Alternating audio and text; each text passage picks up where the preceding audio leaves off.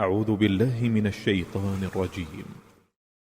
ولبثوا في كهفهم 300 سنين وازدادوا 9 قل الله أعلم بما لبثوا له غيب السماوات والأرض أبصر به وأسمع ما لهم من دونه من ولي ولا يشرك في حكمه أحدا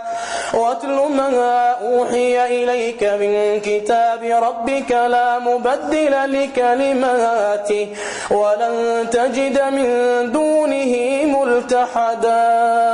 واصبر نفسك مع الذين يدعون ربهم بالغداة والعشي يريدون وجهه ولا تعد عيناك عنهم تريد زينة الحياة الدنيا ولا تطع من أغفلنا قلبه عن ذكرنا واتبع هواه وكان أمره فرطا وقل الحق من ربكم فمن شاء فليؤمن ومن شاء فليكفر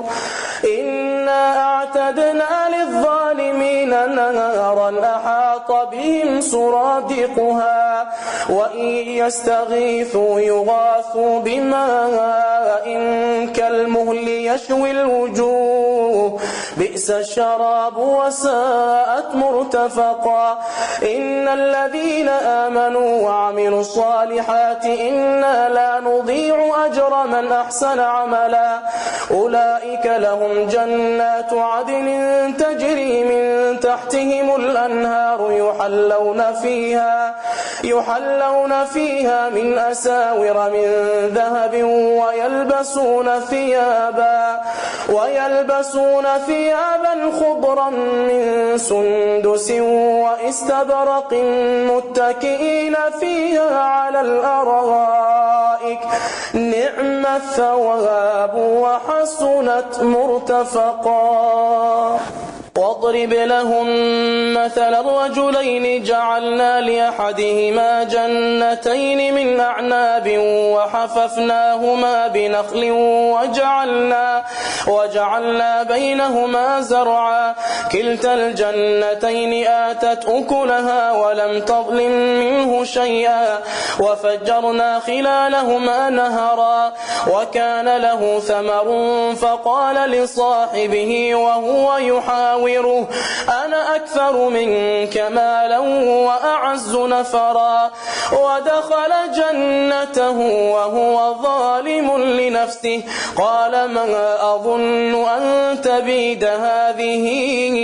أبدا وما أظن الساعة قائمة ولئن رددت إلى ربي لأجدن خيرا منها منقلبا قال له صاحبه وهو يحاوره أكفرت بالذي خلقك من تراب ثم من نطفة ثم سواك رجلا لكن هو الله ربي ولا أشرك بربي أحدا ولولا إذ دخلت جنتك قلت ما شاء الله لا قوة إلا بالله إن ترني أنا أقل منك مالا وولدا فعسى ربي أن يؤتيني خيرا من جنتك ويرسل عليها حسبانا من السماء فتصبح صعيدا زلقا أو يصبح ماؤها غورا فلن تستطيع له طلبا وأحيط بثمره فأصبح يقلب كفيه على ما أنفق فيها وهي خاوية على عروشها ويقول يا ليتني لم أشرك بربي أحدا ولم تكن له فئة